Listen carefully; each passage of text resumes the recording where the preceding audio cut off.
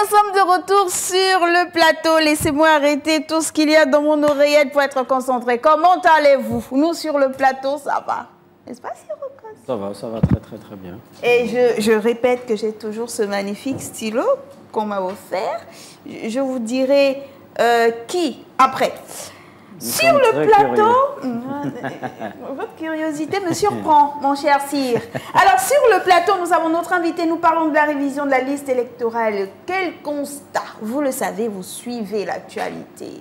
Il y a de grandes élections qui arrivent. Vous devez décider de qui seront vos représentants. Et nous, voudrions savoir où en est-on exactement. L'engouement, est-ce qu'il y a de la confiance? Est-ce que les populations se mobilisent? Est-ce que les acteurs politiques se mettent en ligne de conduite et tout ça? Celui qui va nous aider à y voir un peu plus clair est déjà sur notre plateau. Attention, son nom ou son prénom est en accord avec le blanc que je porte ce matin. Tenez-vous bien, on a le Saint-Esprit sur le plateau. C'est monsieur Donald de Saint-Esprit Makunga. Monsieur, bonjour. Bonjour madame. Vous allez bien? Très bien. Ça va? C'est la première fois sur notre plateau?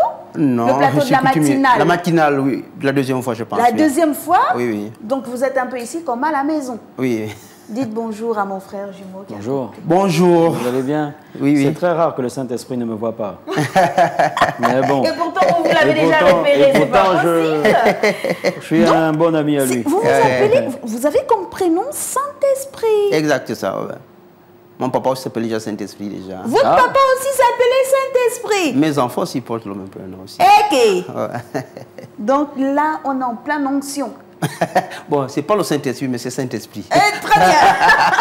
Il était important de préciser les choses. Okay. Allez, on va pas parler de spiritualité, hein, même si on aurait bien voulu, parce que quand même, s'appeler Saint-Esprit, c'est pas une petite affaire. C'est vraiment pas une petite affaire. On parle de politique, des législatives, le thème, révision de la liste électorale, et pas que des législatives, attention. Révision de la liste électorale, quel constat?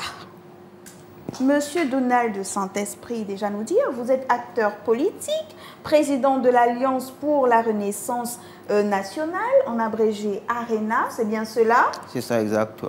Donc, rappelez-nous d'abord les dates clés ces élections. Les dates clés des élections déjà, vous voyez que c'est le 27 septembre, le jour lui-même du scrutin. La liste qui est déjà ouverte depuis le 14 juillet, la liste est ouverte, qui doit se fermer le 12 août. Et le dépôt commence ce 27 déjà, le dépôt de candidature pour tous ceux qui souhaitent concourir, parce que la fin du dépôt c'est le 7 août déjà. Donc pour parler déjà de la liste électorale qui est déjà ouverte, vous posez quelques questions déjà. Je demandais la précision sur la date. Vous nous avez dit en septembre quand exactement? Le 27 septembre. 27 septembre. C'est le jour de l'élection. D'accord. Nous, on a Premier tour, bien sûr. Voilà. Nous, on a vécu l'élection présidentielle. Il faudrait dire à nos jeunes frères et parfois même certaines populations qui ne comprennent pas très bien, se disent, mais nous, on sort de l'élection présidentielle. C'est quelle élection qu'on nous amène encore là? Qui va-t-on voter? On va voter là pour qui exactement? Là, on va pour voter d'abord les conseillers municipaux. Ensuite, en même temps, les députés, parce que c'est une élection couplée. Donc, on vote à la fois les conseillers municipaux, ensuite les députés, nos représentants à l'Assemblée nationale. Donc, ensuite, doit se suivre les élections, c'est maintenant plus tard les sénatoriales. Très bien. Ouais. Et puis, ceux de maire. Donc, des échéances fortes qui vont certainement susciter la participation, certainement, mais c'est carrément sûr, en vérité, la participation des populations. Comment est-ce que vous, de votre côté, vous ressentez cet engouement? Est-ce que les populations ont pris à bras le corps, comme on l'a vu au référendum, comme on l'a vu à l'élection présidentielle? Là, on s'en va sur les législatives départementales et municipales. Comment est-ce que la population se comporte? Quel est l'engouement, selon vous? Il faut déjà comprendre que là, nous rentrons déjà à plein pied dans la Ve République. Nous sortons d'un ancien régime où, parce que quand vous avez vu l'élection 2023, le taux de participation, nous sommes arrivés au référendum et arrivés aux élections présidentielles, nous avons vu que les choses s'améliorent, c'est-à-dire que le Gabonais est en train de comprendre. Bon, maintenant, le constat qui peut y être fait sur le terrain, c'est d'abord déjà ce sont des humains, certaines habitudes qui se sont installées dans l'homme, qui fait en sorte que dès qu'on ouvre déjà la liste, les gens sont un peu peut-être d'abord timides, ils attendent toujours la dernière minute. Malheureusement. Malheureusement, ouais. Peut-être nous dire à quoi sert finalement cette révision de la liste électorale. À quoi elle sert? Ok. La révision de la liste électorale sert d'abord, il y a des gens qui n'avaient pas 18 ans, le dernier scrutin que nous avons passé déjà, la présidentielle, ils avaient peut-être 17 ans, mais ils ont, les mois qui se sont suivis, ils ont été donc admis désormais comme électeurs, 18 ans. Donc ceux-là, il faut les ajouter dans le fichier. Il y a ceux qui sont décédés, qu'il faut retirer aussi du fichier. C'est ça. Et il y a aussi ceux qui ont eu des affectations, donc qui veulent aussi changer des lieux de vote. Donc voici pourquoi cette révision de la liste électorale est nécessaire. C'est une tâche laborieuse.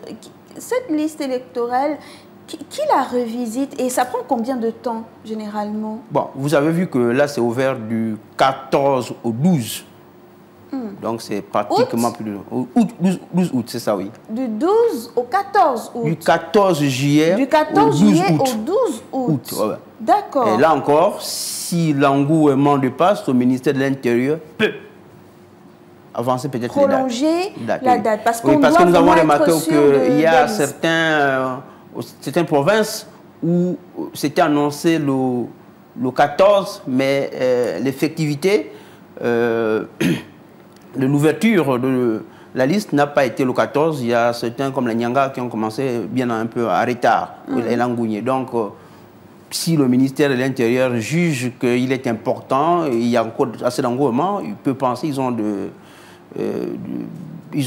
l'autorité de peut-être abroger ces dates. Oui, c'est ça. Élections locales et législatives et le corps politique, donc tout ça, les acteurs politiques, lorsqu'il y a cette révision-là, quelles sont leurs attentes? Vous êtes un acteur politique, donc vous regardez tout ça. Est-ce que vous y prenez part, vous observez de loin ou comment ça se passe? Et surtout, derrière, qu'est-ce que vous attendez concrètement? Ok, ce qu'on attend, parce qu'il faut toujours rappeler, il y a encore certains compatriotes qui n'ont pas encore compris la notion de citoyenneté, qui ne comprennent pas encore le droit du vote, donc qui sont sceptiques.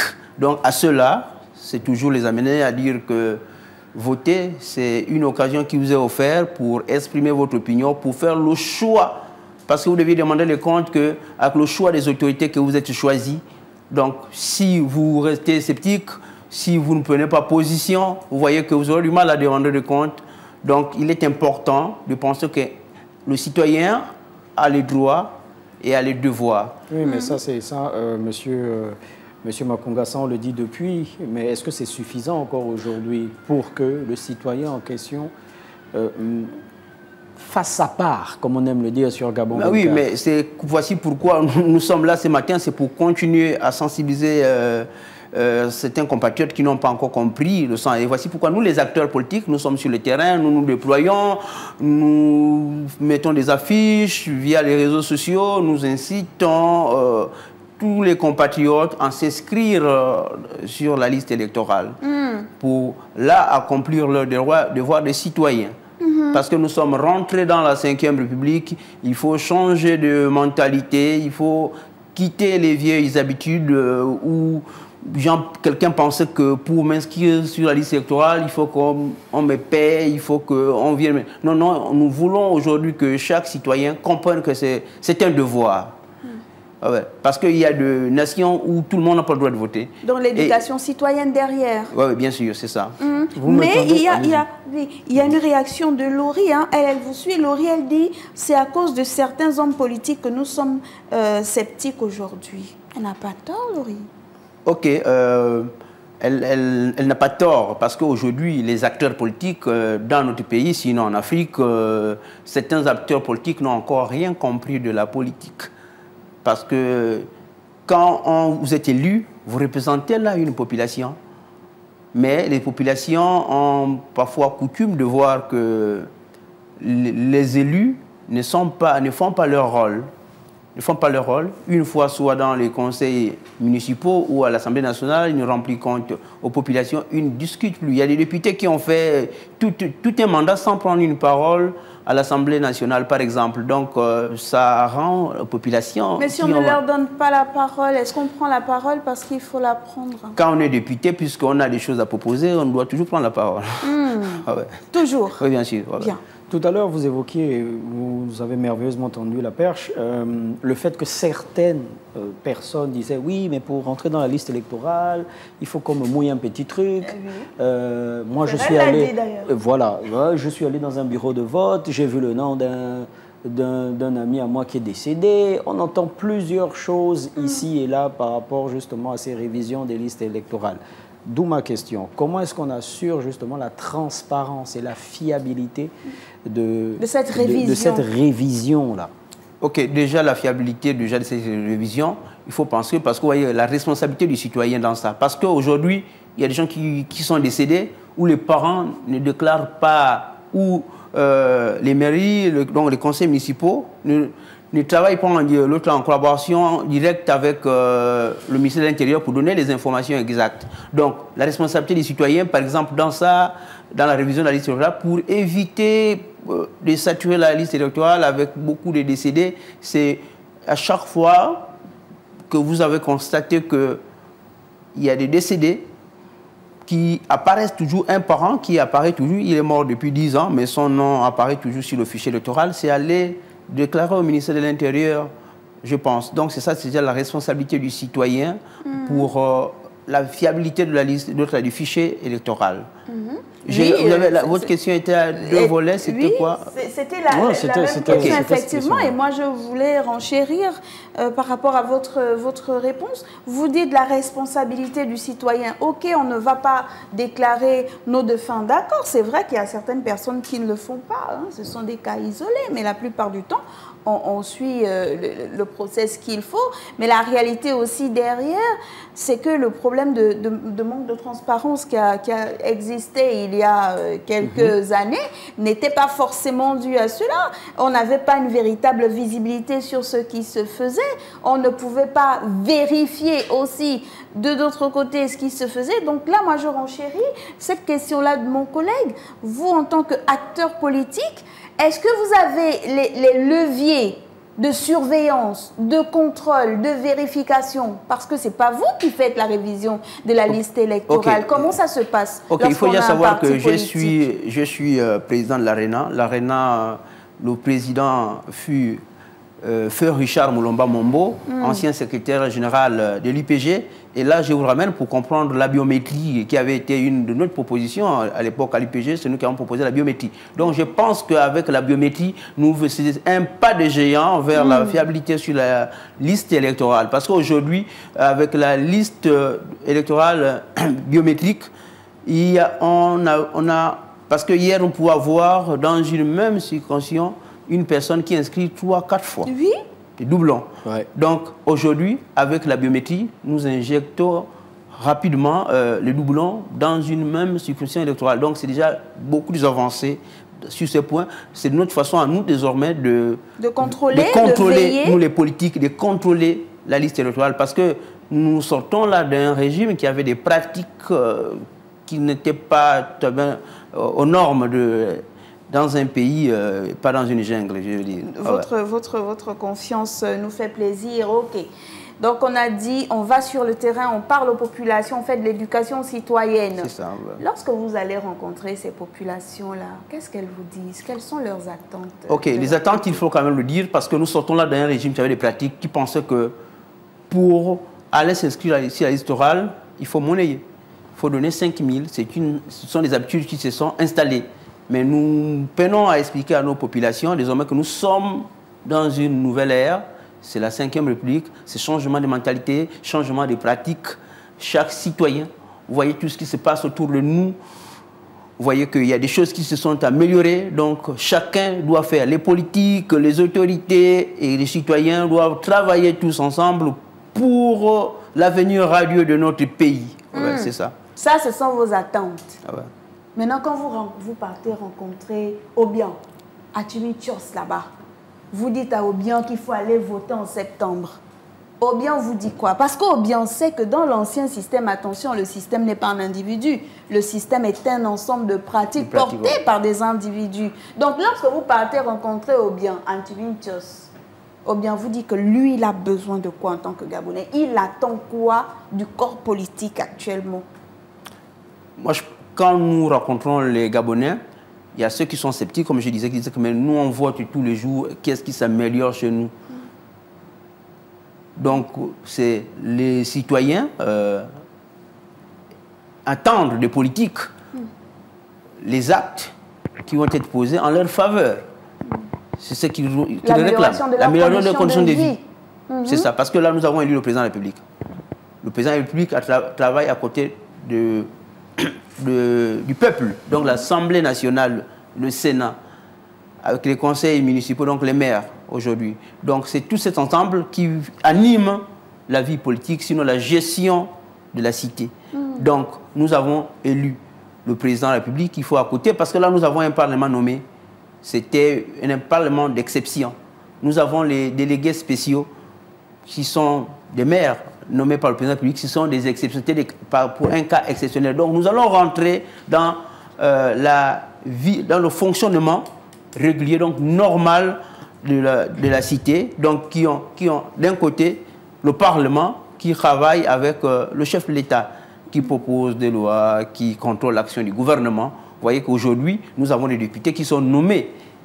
Ce n'est pas le peuple qui a décidé. Donc il faut les députés qui sont là, qui discutent pour le peuple, qui sont les représentants du peuple. Effectivement. Ok, merci. Mais des députés ont toujours été dits représentants du peuple, mais bon, le peuple ne s'est pas très souvent retrouvé représenté par ces mêmes députés-là. Ça, c'était pour vous poser la question de savoir comment est-ce que vous assurez la fluidité de l'information par rapport à la révision de cette liste électorale. Elle vous parlait en prenant le nom Obiang, mais c'est le Gabonais en général. Comment est-ce que vous assurez, quels sont les mécanismes que vous mettez dans cette sensibilisation-là pour pousser justement les populations à aller dans le processus de cette révision de liste électorale? On rappelle donc que c'est du 14 juillet au 12 août, c'est cela? C'est ça, exactement. Quels sont les éléments que vous mettez dans votre sensibilisation en tant que personnalité politique? Ce que nous pouvons mettre dans des arguments que nous mettons en pratique pour pousser nos populations à s'inscrire, c'est ce que je disais à l'entame. Chaque citoyen doit jouer un rôle pour ce résultat. Parce que si vous restez sceptique, parce que Desmond Tutu le disait, en situation de justice, si tu restes neutre, c'est que tu choisis le camp de l'oppresseur. Donc si tu penses qu'il y a un oppresseur quelque part, c'est le temps pour toi de prendre position. Donc de t'inscrire sur la liste électorale afin de voter. C'est comme je disais déjà que nous nous inscrivons désormais ici dans une nouvelle ère. Donc des pratiques, parce que c'est ensemble que nous devions chasser ces pratiques. C'est ensemble. Ok. D'accord. Donc, vous êtes président de ARENA. ARENA, Alliance pour la Renaissance nationale. Depuis combien de temps? Depuis le 16 mars. 2025? 16 mars 2025, oui. D'accord. Et avant, vous étiez où? J'étais membre, toujours à l'ARENA, depuis en 2011. Je suis bien, donc la création. Ce système dont vous parlez là, les pratiques dont vous parlez, nous avons toujours lutté. Oui, nous avons toujours lutté. Oui, et aujourd'hui, parce que même au niveau de la fiabilité de la liste électorale, en 2023, précisément le 15 août 2023, nous avons fait une déclaration pour arrêter, pour stopper le scrutin de 2023 qui a conduit au coup d'État, parce que nous, l'ARENA, nous pensions que les choses n'étaient pas faites dans les normes. Ok, là, nous pensons que nous avons beaucoup évolué. Et à chaque fois que nous constatons les défaillances, nous faisons des sorties pour interpeller le ministère de l'Intérieur. Parce que quand la liste électorale avait été... Le dépôt de candidature était amené au 17 juillet, nous avons fait des sorties pour dire au ministère de l'Intérieur que c'était pas fait dans les normes, et je pense que le ministère de l'Intérieur a poussé les dates. Donc à chaque fois que nous remarquons des défaillances... Parce que ma question c'était, mais avant vous étiez là, vous partiez pour combattre, pour dire on n'est pas d'accord. Aujourd'hui, vous êtes toujours là, donc vous pouvez faire une évaluation de tout ce qui se fait. Là, vous dites les choses sont nettement améliorées. Oui, d'accord, dans le traitement de tout ce qui est liste électorale ou organisation d'élections de façon générale. Organisation d'élections de façon générale. Parce que là, vous voyez que nous partons là à une élection où le député est élu indépendamment du président de la République. En 2023, nous avons condamné durement ce genre de pratiques. Là, le député est élu à la normale. À la normale, c'est-à-dire C'est-à-dire que c'est un peuple qui élit un député et qui élit un président de la République, pas le même bulletin, président de la République qui a collé, il semble que c'est deux élections, pour deux pouvoirs. On ne peut pas élire à la fois le pouvoir exécutif et le pouvoir législatif au même moment. Ce n'est pas possible.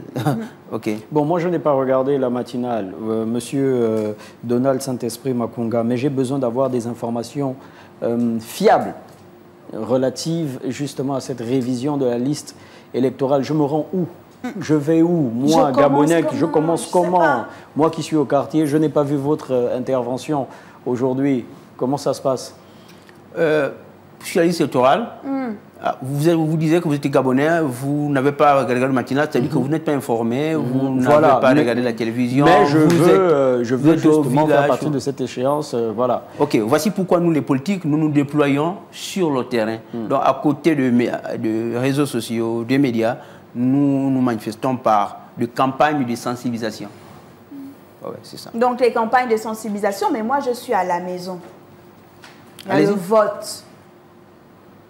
J'entends révision, j'entends à la télé, révision de liste électorale. Mais ça se passe où? Qu'est-ce que je dois faire? Quelle doit être mon attitude? J'attends à la maison qu'il y ait un communiqué pour dire on a terminé de réviser, ou je pars avec mes papiers, je dis je mettais les gens enregistrés, voici mes papiers vérifiés, moi-même je suis là. Quelle est l'attitude que je devrais avoir? J'attends ou je me mets en action? Vous vous mettez en action une fois sensible. Parce qu'il y a quelque chose que je n'ai pas relevé. Parce que ici, nous avons remarqué que nous sortons de pratiques où un même individu pouvait se faire enrôler 7 fois sur la même liste électorale au même moment. C'est-à-dire que la liste est ouverte, il va à la mairie du 5e arrondissement, il s'enrôle parce que moyennant 5 000, il va à Kanda, il s'enrôle, il va dans Ovendo, il s'enrôle. Et la plupart des fois, quand ce genre de cas arrivent, les informatiques ont cette habitude d'écraser Kama. Et certains pensent qu'ils ne sont pas sur la liste électorale. Donc, c'est le temps aussi déjà de dire aux citoyens, aux compatriotes, de sortir de ce genre de pratiques qui ne font pas avancer le pays. Parce que là, ça les annule leur pouvoir de voter. Donc c'est mieux de faire quoi? De rester à la maison, d'attendre. Dès que je me suis déjà fait enrôler, j'attends. On attend. Pour aller vérifier après. Vérifier dès que la liste est publiée, que mon nom est sorti, et puis on attend le jour du scrutin. Au lieu de faire du papillonnage entre circonscriptions électorales. Aller butiner dans chaque centre de vote. Et là aussi, c'est aussi rappelé. Vous êtes inscrit? Mais déjà. Où? École pilote urbaine du centre. Bien. Donc, on continue, on sensibilise, les acteurs politiques descendent sur le terrain. C'est ça. Le ministère de la Communication, via les médias, fait son travail. L'acteur politique à côté fait aussi son travail pour amener le citoyen lambda, celui qui n'a pas encore compris les enjeux d'une élection, à s'inscrire dans la République. Très bien. Merci beaucoup, Monsieur Donald Saint-Esprit Makunga. Saint-Esprit Makunga, vous êtes acteur politique. J'espère que quand vous allez sur le terrain, là, parce que vous ne pouvez pas faire un mélange de genres. Pour convaincre les populations, vous ne serez plus monsieur potentiel député, vous serez maintenant homme de Dieu. Parce que vous pouvez utiliser le nom-là, monsieur Makunga, pour dire votez pour le parti. Mais ça, c'était juste pour vous faire rigoler. Monsieur Makunga était un compatriote qui a toujours défendu les valeurs dans ce pays. On n'en doute pas. Merci beaucoup pour votre passage sur le plateau. On rappelle que vous êtes le président, vous êtes acteur politique, président de l'Alliance pour la Renaissance nationale, en abrégé ARENA. Merci d'être passé. Vous revenez nous voir très vite. C'est moi qui vous remercie. Alors, petite transition. Derrière, on laisse l'antenne à Christella Mondjo.